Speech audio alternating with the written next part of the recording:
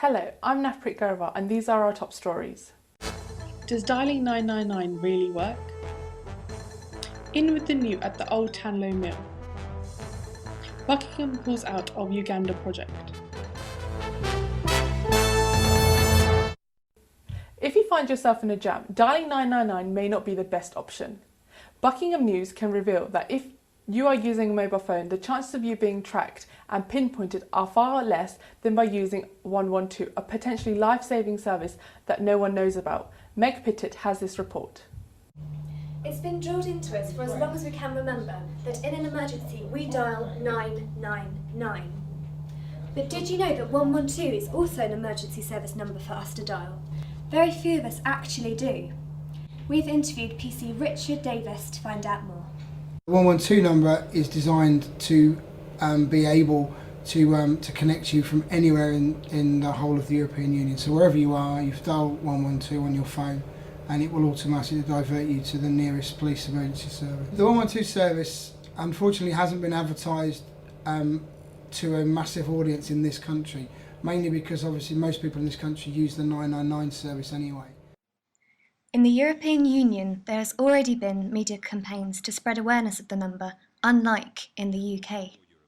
They certainly need to launch a huge media campaign, really, to be honest. It's been done with the new non-emergency number, the 101 number, but for some reason we haven't done it yet with the 112 number.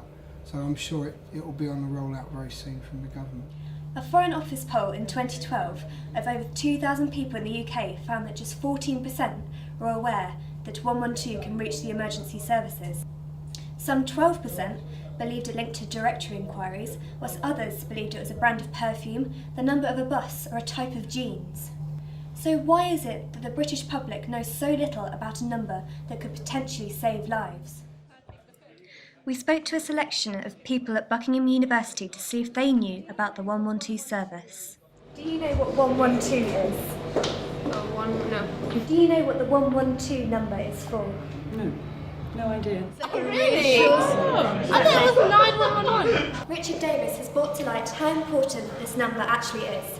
The next step is to spread awareness of its existence, because it could save your life. The new year has brought many changes to the university and the old Tanlaw Mill is just one of the buildings that has been revived. Roxana Tarapur had a look around to see what has changed. Reopened in a sparkly new state, the old Tanlaw Mill has undergone complete refurbishment.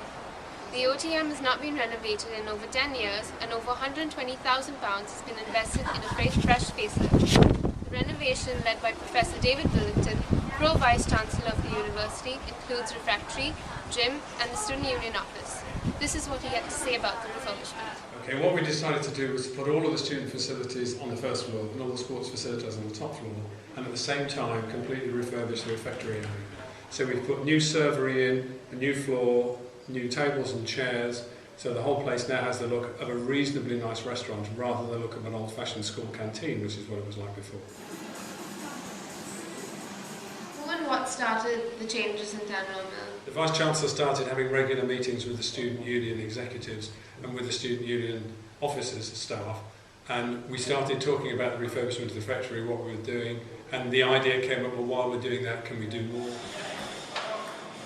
Was the refurbishment done to attract new students? It was done because all of the people sitting around the table were having basically the same observation. The mill was looking tired, and we really should be giving our students a better experience. The refectory can seat 100 people, increasing to 120 when necessary. You may not know, but in addition to my responsibility for building and estates, I've also taken over catering. So I'm pushing catering to serve food at somewhat reduced prices, but also to improve the quality. With a host of new tables, chairs, flooring, food counters and more gym equipment, the renovation of the old Tanlaw Mill should improve the student experience at the University of Buckingham. This is Roxana Tarapur for Buckingham News. Buckingham University has currently suspended accreditation to courses at a Ugandan university due to proposals in the country for an anti-gay law. Buckingham has attempted talks with the university, however, the matter is still unresolved. Michael Pearson has the full story. The university has been making headlines after making the decision to suspend accreditation to courses in a Ugandan university. In a statement from the university, they said they've become increasingly concerned about the anti-gay bill in Uganda and its consequences on the freedom of speech. This comes with a bit of an attitude change from the university. So we spoke to the Deputy Vice-Chancellor, Professor Adlock. Like all universities, we are, by legislation, have to uphold the questions of equal rights and to try and protect them, certainly with our students in the United Kingdom. The university, in effect, was in a joint venture with an organisation called EduLink, who actually own Victoria University. We came to the conclusion that the position in Uganda was becoming very difficult even to discuss the matter. But we were now getting in a position where the matter couldn't even be discussed rationally at the university. And so it was felt that these were not circumstances in which we should really be carrying on the validation. So, is it a human rights issue?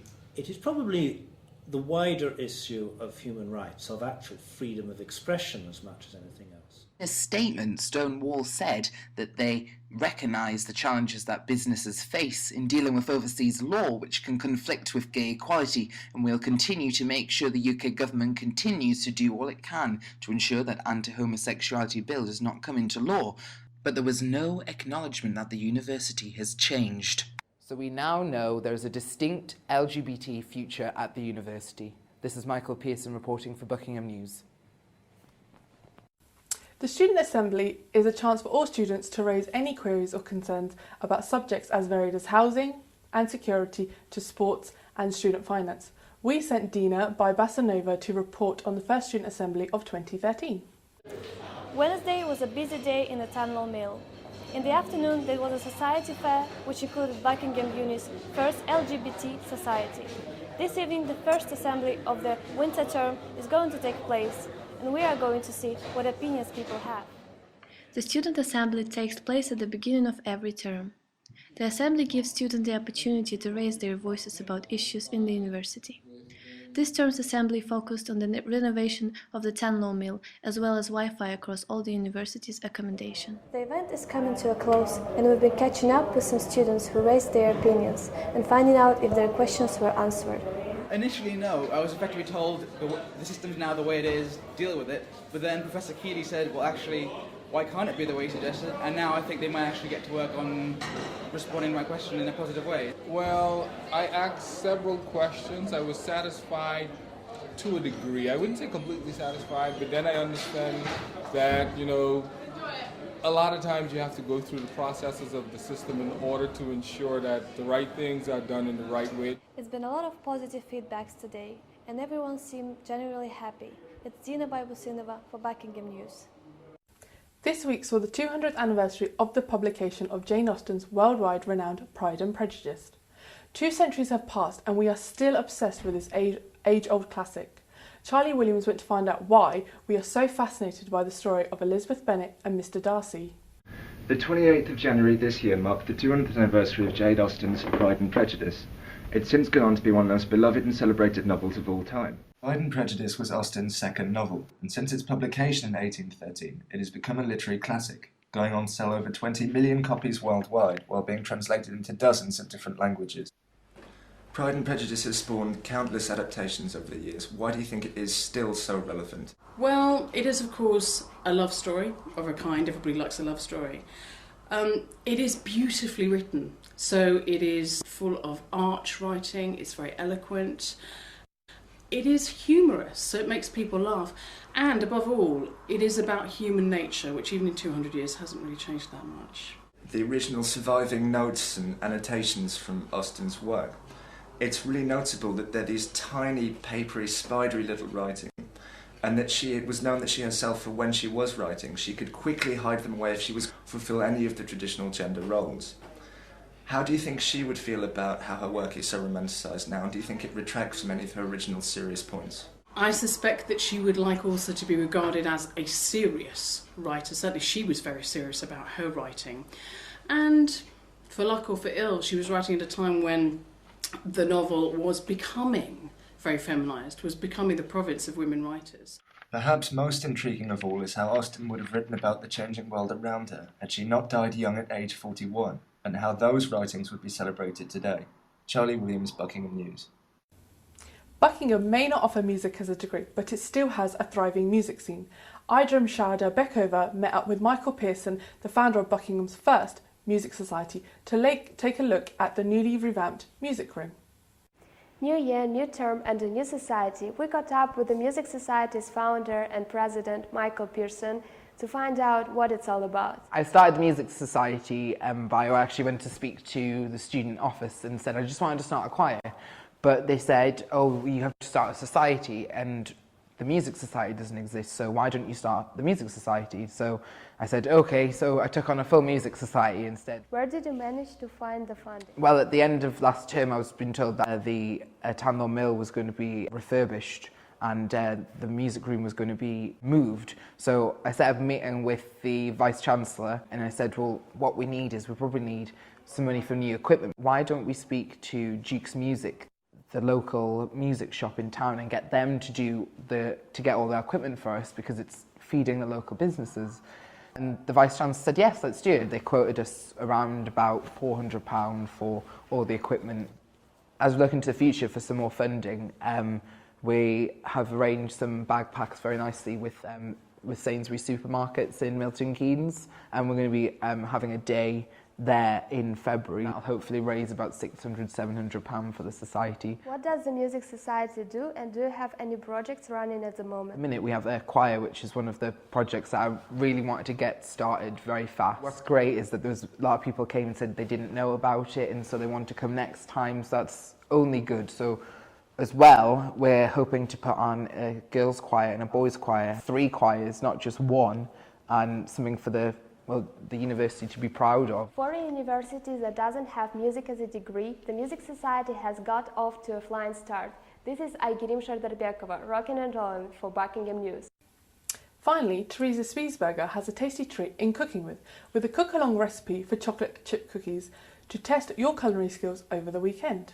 Hello and welcome to the very first episode of Cooking with in 2013. Helen Payne is heating up the oven and preparing the very first dessert of our show. So Helen, tell me, what are you making for us today?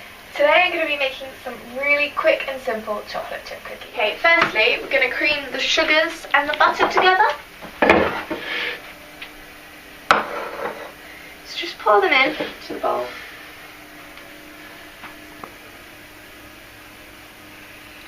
It's easy if these have been out of the fridge for a bit, they're just easier to mix in with the sugar. Okay, and what you're going to do is you're just going to mash it in. Okay, so now we've mixed the egg and the vanilla in. It's all come in sort of like pasty now. So now we can add the flour to it. This is 125 grams of self-raising flour. So once the mixture is almost all mixed in together, we're going to chop up the chocolate and chuck it in there. So we're going to put these on the trays now. Okay, this is where you get a little mucky. Get your hand stuck in there and make little balls, about walnut size, and just place them on the tray. Don't need to flatten them or anything, they'll flatten out when they're in the oven. These are ready to go in. It's 10 minutes later and the cookies are ready to come out of the oven.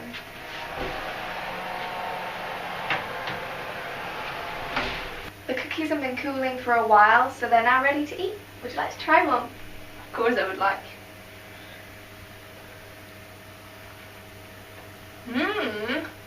And that's how to cook crumbles. Thank you for watching Buckingham News. Have a great weekend.